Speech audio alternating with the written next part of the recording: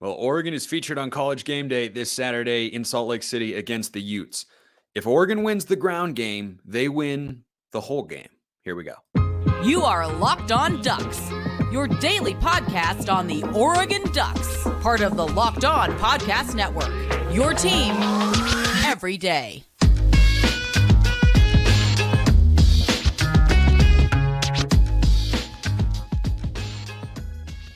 Yes, it is that time once again for Locked On Ducks. I'm your host, Spencer McLaughlin. Thank you so much for making this your first listen or your first view of the day. Part of the Locked On Podcast Network, your team every day, and your number one source to stay up to date with the Ducks. So if you have not already, like, comment, subscribe, rate, review, please, and thank you wherever you listen to or watch this show, which today is brought to you by LinkedIn Jobs. These days, every new potential hire can feel like a high-stakes wager for your small business. That is why LinkedIn Jobs helps find the right people for your team faster and for free. Post your job for free at linkedin.com/lockedoncollege. Terms and conditions do apply. We're talking Utah. We've got Brian Smith later to talk about recruiting, plenty on today's show. But first and foremost, it's the ground game. It's the ground game for Oregon. It's the ground game for Utah. Whoever wins the rushing attack probably wins the football game. Like, I say that with a 90% confidence interval. Why? Oregon on the season is running for 227 yards per game. They have been, as I talked about earlier this week, a tremendously balanced offense because they run the ball, creating explosive plays, not just to keep the defense honest. They throw the ball, they execute the RPO game well, they make explosive plays. Troy Franklin's awesome. Tez Johnson is great. They have got everything there. On the season, Oregon is running for 227 a game and allowing 95, which is a real solid number, slightly better than what they averaged last year, which was the strongest element of their defense. I think last year was around 108 yards a game. Utah runs for 183 yards a game. They only allow 78. So their margin is in that sort of range for Oregon. So Oregon's about plus 130 on the ground every game. Utah is plus 105. And it's more integral to what Utah does than what Oregon does. Perfect example.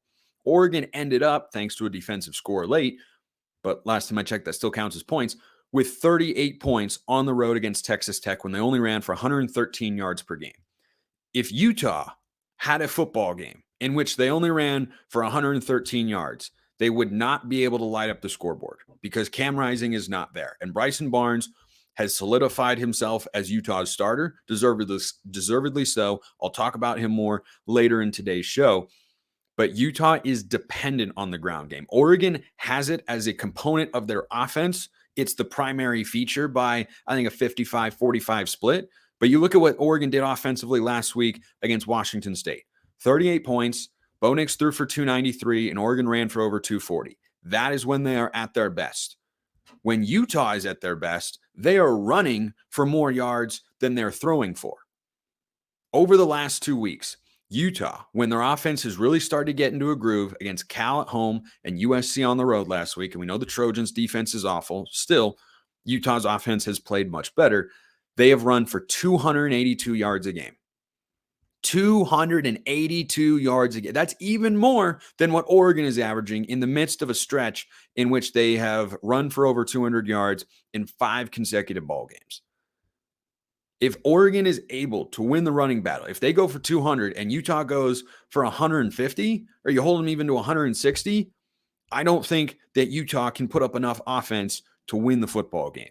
The Utes are throwing this year. They've gone back and forth with Bryson Barnes and Nate Johnson, and now they've got Sione Vaki in there as a Wildcat quarterback. He's only running the football, but he's really good at it. They're throwing for 162 yards a game this year. That is last in the Pac-12. Dead last, behind everybody else.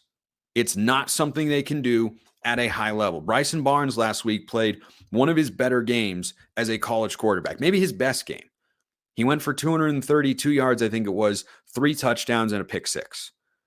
That's about the high end of what he can do for this Utah offense. And obviously it can be enough. It can clearly be enough. But if you force Bryson Barnes to throw the football a lot, I do not believe he has the ability against this Oregon defense to go out there and put up 300 plus and a few scores and lead Oregon. The Ducks, on the other hand, course we want them to be balanced. We want Bucky Irving to be involved. Utah's run defense is stingy. If the game looks more like Texas Tech, Bo Nix can throw the football 30 to 40 times, go for over 300 yards, and multiple touchdowns. Think about the Washington State game last year. Oregon gets down. They were running the football well, but had to rely on Bo Nix to bring them back. They're throwing the football a bunch. He goes for over 400 yards, and I think it was 4 or 5 touchdowns, and Oregon wins the game 44-41. Utah doesn't have that in their back pocket. They cannot. Bryson Barnes can, I think the highest he could go for against this Oregon team is probably 250, 260 yards. So if you win the rushing battle in a significant way, if you're maintaining the balance offensively, I don't know that anybody can stop the Oregon offense. And if you are controlling Utah's rushing attack, I don't see the explosiveness or consistency that leads me to believe they could get into a shootout with Bryson Barnes at the helm. With Cam Rising, they could. Did that against USC last year. But with Bryson Barnes there, I do not see it. So winning the rushing attack is the most important element for the Ducks. Another thing they've got to do to win the football game, but is secondary to winning the rushing attack, though still important, is protecting Bo Nix. So Bo Nix this year has been just awesome. And I've talked about him time and time again about how we're kind of getting numb to it and just expecting him to play well because he's just playing well every single week. He's just showing up and he's the same guy. He's making good decisions. He isn't having to run the football as much, which I like. He's got a ground game to supplement him. He's making good throws. He's making explosive throws. You look at the long touchdown to Tez Johnson. You look at the long throws to Troy Franklin. They have done a really, really good job orchestrating this offense in a way that allows him to be put in positions to succeed. And as a result, he has executed time and time again. Now, this is the number 2 key for the Ducks, though. He has to continue being protected. The offensive line has been really good. As I thought before the season, still not as good as last year. He'd been sacked once through, I think, 7 or 8 games last year. He's been sacked 4 times this year, which is still an outstanding number. Do not get me wrong. However, it is not quite at last year's level, though it is very close to it. The offensive line has to maintain that. And this is probably their biggest test yet. Washington has got 2 NFL caliber defensive ends in Braylon Trice and Zion Tupuola-Fatui. Utah's defensive front across the board, especially their interior, I think has got more depth, and they just look a bit more physical than Washington. And Jonah Ellis is a monster. Jonah Ellis is an absolute bona fide beast. So he has to be able, Bo Nix, to have time to throw and not be under duress from a really good Utah front 7 that is the best Oregon has faced this season. Those are the 2 biggest keys. Other elements to the game, though, including Utah quarterback Bryson Barnes, who you can pick over at PrizePicks because they've got a bunch of over-under win totals. PrizePicks is the largest independently owned daily fantasy sports platform in North America, the easiest and most exciting way to play daily fantasy sports. It's just you against the numbers. That's it. Instead of battling thousands of other players, pros and sharks and everybody, you just pick more than or less than on 2 to 6 player stat projections and watch the winnings roll in. So if you think Bo Nix is due for a big game, you can pick him over his total. If you think Troy Franklin's about to pop off, you can pick him over, or you can pick anybody else you see in there, whoever you're feeling. Quick withdrawals, easy gameplay, and an enormous selection of players and stat types are what make PrizePicks the #1 daily fantasy sports app. Go to prizepicks.com/lockedoncollege. Use code LOCKEDONCollege for a first deposit match up to $100. That's prizepicks.com/lockedoncollege. Use code LOCKEDONCollege for a first deposit match up to $100. You might be looking at hundreds of applicants for your new hire, whatever business you're running. LinkedIn Jobs is the way that you want to help whittle that down. Because these days, every new potential hire can feel like a high-stakes wager for your small business. You want to be 100% certain, not 99, 100, that you have access to the best qualified candidates available. And that is why you have to check out LinkedIn Jobs. LinkedIn Jobs helps find the right people for your team faster and for free, which is great. Small businesses rate LinkedIn Jobs #1 in delivering quality hires versus leading competitors. LinkedIn Jobs helps you find the qualified candidates you want to talk to faster. Post your job for free at linkedin.com/lockedoncollege. That's linkedin.com/lockedoncollege to post your job for free. Terms and conditions do apply.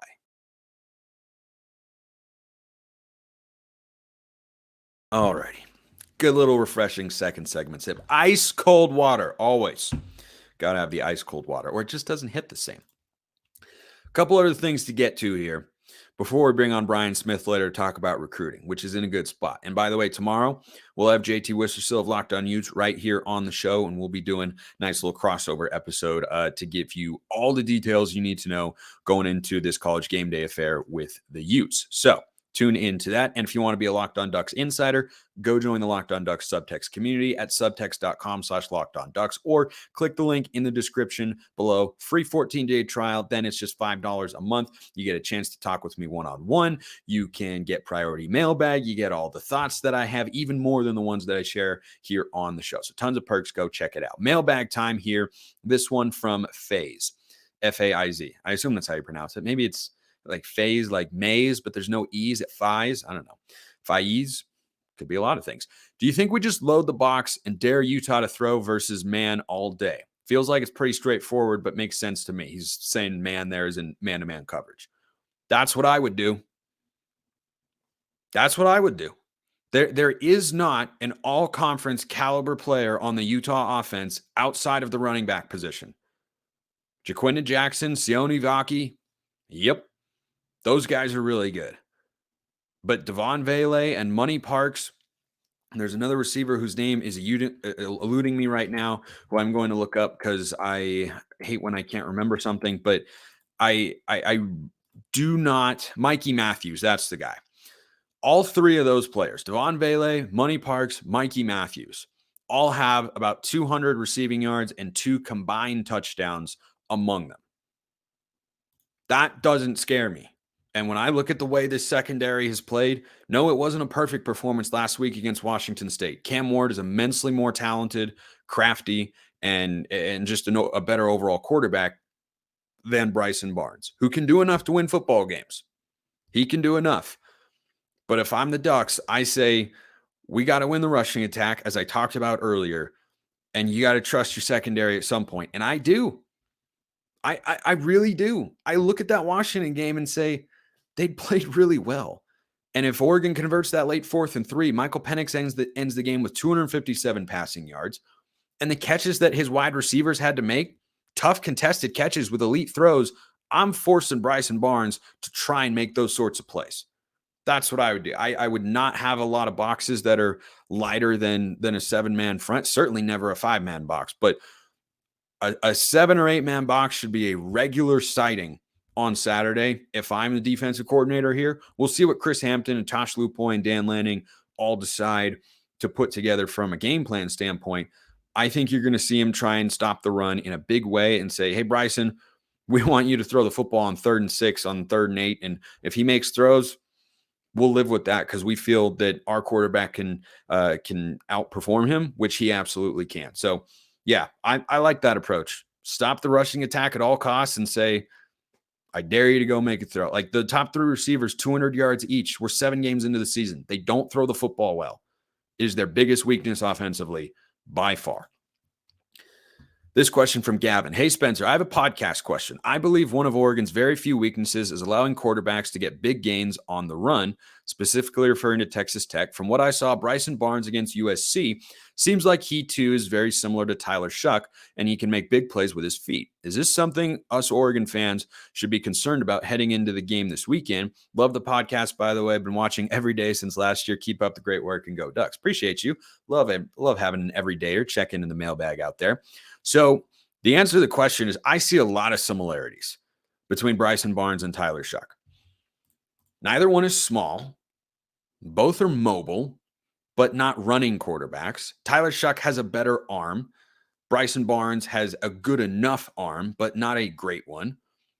And neither guy had lost a start going into the game against Oregon. Tyler Shuck was, I think, a perfect 8-0. Bryson Barnes, in games that he has started, he started the Washington State game last year. He started the Florida and Baylor games this year. He started the Cal and USC games, and he was the backup to Nate Johnson in every other game this season. He has not lost a game in which he's been the starting quarterback. He's like 5-0, 6-0, somewhere in that range. A lot of similarities there. They're sneaky good runners. And they will use design quarterback runs. Saw it in the red zone last week against USC. Saw it in a scramble situation that wasn't a design, but certainly an effective one late in the game to set up the game-winning field goal. Neither one of these guys, I feel, are going to torch Oregon for 350, 400 yards like a Cam Ward or a Michael Penix, but both guys are certainly capable of doing enough to win the game. The key with both of them is they're not the driving force of their teams. They're just managing the game in an effective fashion. And Oregon turned over Tyler Shuck 4 times, a fumble and 3 picks. I think one was on a Hail Mary, but still, forced turnovers in that game. You can turn over Bryson Barnes. USC had a pick 6 a week ago. He's a guy who, will make plays outside the pocket, is not going to be as slippery to get away from like Cam Ward. It'll come down to whether or not they can beat the Utah offensive line, which is really, really good. But the similarities there are rampant. You just go up and down. You look at the play style, you look at their stats and everything like that. I see a lot of similarities there. And I think that they are used in similar ways. Shuck runs a little bit more than Bryson Barnes, but Barnes will run, and he can do so effectively. And Oregon definitely has to be on watch for that. This question here from Blazer Duck, a regular asker on the show. Spencer, what's the ratio of sacks generated by the front four versus Oregon bringing the blitz?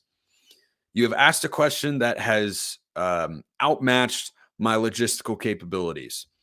I do not have access to every single play that Oregon has run defensively this year. The follow-up question that you've asked here is, Spencer, when the Ducks blitz, they haven't been good. They've been great at generating sacks and forcing the other teams to scramble and throw bad passes. Your thoughts, and do you see Oregon trying to blitz more the rest of the season? I think they're doing just fine. Oregon has 25 sacks this year. 25. Had 0 against Portland State, remember. They had 6 last week against Wazoo. I'm not worried about the pressure rate. I'm not worried about the blitzing and are they doing that enough? Are they getting enough pressure with, rushing forward? Do they need to blitz more? What they're doing is working. Stats are a starting point, not an end point. I say that all the time. To me, this is indicative of what we have been seeing, which is the defense has dramatically improved its ability to get after the quarterback. They did so very well last year against Utah in their best defensive outing of the season. And I think with Barnes back there, they could be set up potentially, if they play to their full potential, they could be looking at a really, really good defensive outing once again on Saturday. Last one here. This is a funny one. Spencer, I wonder if Oregon could use AI to its advantage in reviewing the game film of their opponents and themselves, maybe to analyze the most effective plays. Your thoughts? I have no idea what AI is and is not capable of in that regard. Here's, again, what I do know. That's what our coaches are capable of, which is understanding what other teams are going to try to do and taking it away. And I've been really happy with Oregon's defense this year. Really happy with it. I don't think they need to be going to the AI department, but I respect the outside the box question there from my guy Blazer Duck. I also respect your right to go to FanDuel and bet the line if you think Oregon's going to win the game big, 6.5, 7-point favorite. Depends on when you look, kind of going back and forth. FanDuel, though, is America's #1 sportsbook. Right now, new customers get $200 in bonus bets guaranteed when you place just a $5 bet. That's $200 in bonus bets, whether you win or lose. If you've been thinking about joining FanDuel, there's no better time to get in on the action. The app is super easy to use. They've got spreads, player props, over-unders, and more. So visit FanDuel.com/lockedon, kick off the NFL season, and get your college football gambling fix as well. That's FanDuel.com/lockedon. FanDuel, official partner of the NFL. Alrighty, it is that time to check in with my main man, Brian Smith, because we all like Brian's insight on the recruiting front, and those efforts looking pretty darn good right now. Thrilled to be joined, as always, by Brian Smith, our Locked On Recruiting Insider. And this recruiting segment is brought to you by LinkedIn Jobs. LinkedIn Jobs is the official recruiting sponsor here at the network. And you can post your job for free at linkedin.com/lockedoncollege. So, Brian, let's talk recruiting. #1 name at the top of Oregon fans' minds is that man Elijah Rushing, the Arizona decommit. It seems like all the smoke is going towards Oregon. You are hearing or feeling what? Sounds like you just read my mind. I don't like betting against Dion and recruiting because he is the one albatross in terms of not being personal against him. You just don't know how kids are going to respond to him going after them. Last year, I was at the Under Armour All-American game, and as he normally does, Cormani was the last one out of the locker room before the game, and he came up in the stands where I was sitting, and I know him well, and he's like, Dion, that man calls me every single day. It's just different when Dion calls you. And they just got into the recruitment with him late, and they got him. So it's like I don't know how to grade that, but I've heard Oregon, Colorado. If that changes, so be it. But we've also discussed on this show that the dad has mentioned, hey, we want to go somewhere that's got a chance to win now. Where do you rank Colorado in that? Not as close as Oregon. I mean, I'm not trying to be mean, but I'm guessing Dion's kid's not necessarily going to be back next year. I don't know. Because they don't need the money. He might come back and just play college and just enjoy the NIL. Yeah, he could. Yeah, he could. Because he's the exception to all rules. He's running around with a Rolex on his arm, literally. So the money, don't get me started on that. That was not a good look.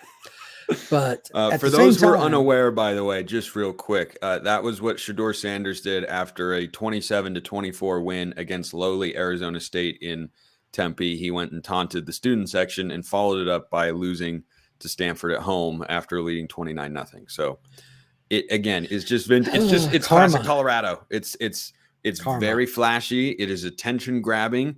They like to celebrate a lot when they win, and that leads to people celebrating when they lose. And that's what makes them such an interesting, and some would say great spectacle in college football one way or the other. I'm going to let you just ride with that statement, and I'm going to just stay away from it from there. Brian's just going to stay away from it there. So, Aydin Breland was a great get for the Ducks, and hopefully the Oregon's able to keep him committed. Getting rushing would be the second 5-star of the class. There's a couple other 5-stars I want to ask you about. But as Oregon looks ahead to 2024, that'll be the first year they play in the Big Ten. Do you think that's playing a role here in Oregon's recruiting success? Because it's around the same ranking nationally as it was a year ago. But by the time Oregon actually gets into the Big Ten, do you think, competing for a top 10 class every year easily or readily in a readily available fashion converts to competing for a top 5 class every year? Is there a big bump? I've had some people wanting me to ask you that. The exact number is a great question. I'll ponder that for a second, but let me frame it in this manner. They're going to be playing a third of their games in the Midwest to East, which they recruit already. Well, now you can say, hey, you're going to be watching us. Your mom and dad might be driving to an away game, but at least you're going to see us. I think it's going to open more doors because they're not going to be the West Coast team anymore, just out in Oregon somewhere.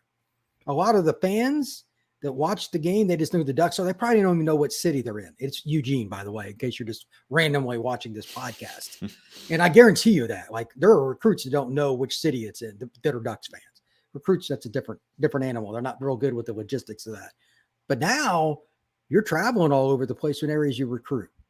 That's going to be beneficial. Even if it's just 1 or 2 kids a year, and we saw this with Breland, what happened to their recruiting ranking when they got the 5-star kid? Got into the top 10. What did I tell you a couple of weeks ago? It was going to go into Now, if you add 2, you're on that 5 to 7 range every year. Then it just comes down to some basic luck. Is there a kid that is a Ducks fan from an area like Florida or Texas, or maybe his dad played for you need that extra guy to get into the top 5. It's still hard to beat Georgia, Alabama, Ohio. They have so many easy wins. Because the kid that's 30 minutes away is a Georgia fan and his dad went to Georgia. I mean, any idiot can recruit to Georgia. Ducks, it's a little harder, but now that gap is closed and nobody has more of a budget because of Mr. Nike to go out and recruit. So they should be fine. At top 10, barring a very unusual year, they should be top 10. I would think 4 out of 5 years in at least 1 out of 5, top 5. Well, so far, the only full recruiting cycle we've seen from Lanning and the staff is a top 10 class. So that's clearly the standard. And if you continue winning at a high level and start to make some, marquee performances out there and go make a college football playoff appearance, I think there can certainly be some upside there going to the Big Ten. Another 5-star that was on campus for the Washington State game and was treated to an awesome crowd and a well-played game from the Ducks as well. Not their best game, but a solid victory over Washington State. There's a guy by the name of Jordan Seaton, who is a 5-star 2024 offensive line recruit. A little bit newer on the recruiting radar, at least in my world, but he was on campus last week. You always preach the importance of you got to get a kid on campus. You got to get a kid on campus. You get a kid on campus. Oregon visits, you've noted as well, are different. And when you do it on a game day like that, with that sort of crowd, that's going to make an impression here. So what have you heard? This would be the highest rated recruit on the offensive line for Elite Terry in the 2024 cycle. I was actually just at IMG last week. They have so many kids. I wasn't there just to see Jordan. They literally have 20 Power 5 kids. I mean, it's absurd. But matter of fact, they probably have a little over that, counting some of the underclassmen who aren't even starting yet. But that's another story. It's incredible. He's a prototypical, hardworking, I want to get better, I'm going to change my life by moving all the way down to South Florida. He's an East Coast kid, and he is a technician. He's got offers from Ohio State, Alabama, Georgia. Everybody wants him. And he's made it clear that his decision would be very late. And he wasn't sure when I talked to him a few weeks back that he didn't know how it would finish in terms of it. Like Florida was one he was talking about and this and that. I didn't even know Oregon, because if I didn't know when he was getting ready to take it, I was standing next to him the other night. He didn't even say anything to him. But like I'd spoken to him like 5 times. I've had enough interviewing him. Oregon's just the latest one.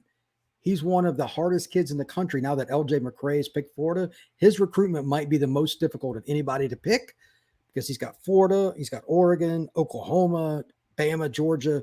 It's everywhere. But Alabama and those schools haven't had the most recent visit the Ducks have.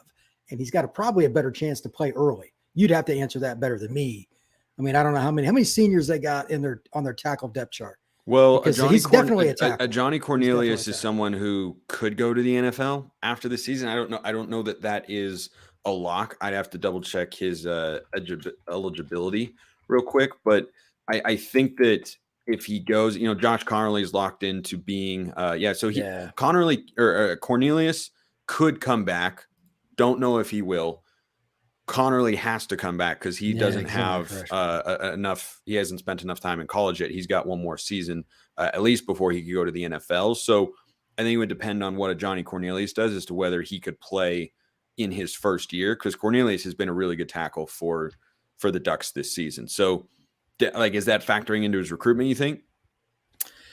Well, I mean, he's a kid that could play early at a lot of places because he's such a technician. I'm not saying he's fearful of competition, because like Ohio State, Bama, Georgia have been on his list. So, but it can't hurt. And he's open-minded, very intelligent kid. This is not your typical recruit that just gets blown away with bling. Because if that was the case, he's taken a gazillion visits. He'd already be committed somewhere. But the Oregon visit, like I've said, is probably the most unique in all of college football when you do it with game day. I mean, that's got to be impactful. So now that I found that out, I didn't even know he was going to Oregon. I would have said something to him Thursday night. Again, I was standing literally next to him. But I'll have to find out more. And that's a really unique one, because I don't think there's anybody else out that direction that he's really looking at. Oregon might be able to steal one here. So last thing for you, Brian, is a question that came in from my guy Blazer Duck, a regular question asker. And you can always ask questions, YouTube, Twitter, or join SUBTEXT for priority mailbag access. Oregon's got a pretty loaded class right now. Number 9 in the country in the 24/7 Sports composite rankings. A lot of blue chip players. It's a pretty well-rounded class for the most part. There are a couple spots. There's only one running back, for instance. That could be a position. They're looking at Jason Brown, for instance, and I think that that's a position that they still could definitely go after in this recruiting class. But how many more players realistically can they get? They're going after Elijah Rushing, of course. They're going after Jordan Seaton. Jason Brown is on their radar.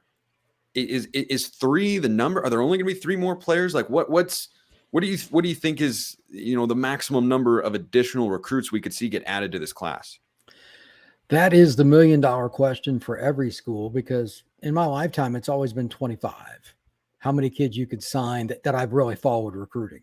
They lifted that rule, but you still have 85 for your roster. So the answer for every school is different. Plus you have the portal. The magical, we have no idea what's going to happen on our roster, is the transfer portal. In my opinion, you oversign, kids will leave, and then in the summer you figure it out. It's awkward, but that's just the way it is. If an elite player like the Brown kid wants to come, you got to take him.